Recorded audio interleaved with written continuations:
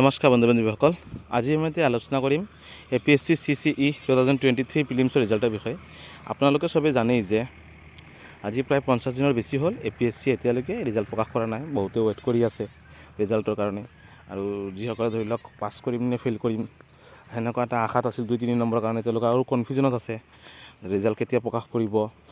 পাছ কৰিলে মেথছৰ কাৰণে ভালকৈ প্ৰিপাৰেশ্যন কৰিম, ফেইল কৰিলে ধৰি লওক থাৰ্ড গ্ৰেড ফ'ৰ্থ গ্ৰেডৰ কাৰণে প্ৰিপাৰেশ্যন চলাই যাম, সেনেকুৱাও কিছুমানে ভাবি আছিল।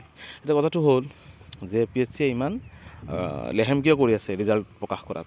তো আপোনালোকে চবে জানে যে অসমত এতিয়া ইলেকশ্যন চলি আছিল, যাৰ কাৰণে ৰিজাল্টখিনি প্ৰকাশ কৰাত তেওঁলোকৰ অলপ লেহেম হৈ আছিল। ঠিক আছে, যোৱাকালি আমাৰ অসমৰ থাৰ্ড ফেজ ইলেকশ্যনো শেষ হৈ গ'ল। তো আজি 8 তাৰিখ, বহুতে ভাবি আছে যে ইলেকশ্যনলৈকে অপেক্ষা কৰিছিল যে ইলেকশ্যনৰ পিছত ৰিজাল্ট প্ৰকাশ কৰিব, আৰু অহাকালি হৈছে বৃহস্পতিবাৰ। অহাকালি ৰিজাল্ট প্ৰকাশ কৰাৰ এটা সম্ভাৱনা আছে, কিয়নো আজি যিহেতু অফিচ আদালতবোৰ বন্ধ আছে। ঠিক আছে, গতিকে আজি ৰিজাল্ট প্ৰকাশ কৰাৰ কোনো চান্সেছ নাই। অহাকালি ৰিজাল্ট প্ৰকাশ কৰাৰ এটা চান্সেছ আছে, অহাকালি বৃহস্পতিবাৰ বা শুক্ৰবাৰ বা শনিবাৰ, এই কেইদিনৰ ভিতৰত ৰিজাল্ট প্ৰকাশ কৰিবই। আৰু ছানডেটো বন্ধবাৰ, সেইদিনাখন ৰিজাল্ট প্ৰকাশ কৰাৰ কোনো চান্সেছ নাই।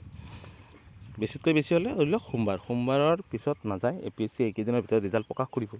কিয় এই কথাখিনি ক'লোঁ, আজি চাওক প্ৰায় 50 দিনৰ বেছি হ'ল ৰিজাল্ট প্ৰকাশ কৰা নাই, আৰু তেওঁলোকৰ যিটো APSCৰ যিটো টেটেটিভ কেলেণ্ডাৰ, তাতে অলৰেডি লিখিয়ে দিয়া আছে জুন জুলাইত মানে মেইনছ এক্সাম পাতিব। এতিয়া তেওঁলোকে যদি মে' মাহত যদি ৰিজাল্ট প্ৰকাশ কৰি আকৌ যদি জুনত কয় ৰিজাল্ট পাতিব, মেইনছৰ এক্সাম পাতিব বুলি, সেইটোতো কেতিয়াও পচিবল নহয়। 2-3 মাহ সময় তেওঁলোকে দিয়ে প্ৰত্যেকবাৰ। 2021 চনৰ সময়ত তেওঁলোকে মানে প্ৰিলিমছৰ ৰিজাল্ট এই ধৰণে প্ৰায় 53 ডেজমান লৈছিল প্ৰকাশ কৰাৰ সময়ত।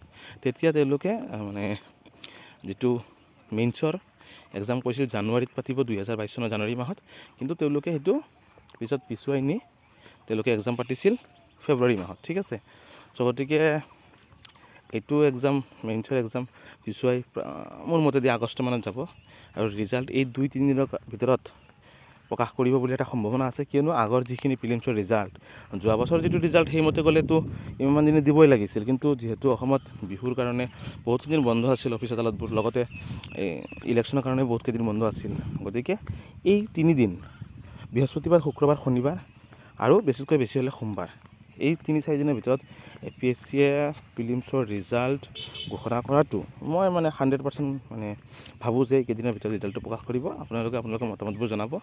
আজিলৈ এইখিনিতে এৰিলোঁ, ধন্যবাদ। জয় আই অসম।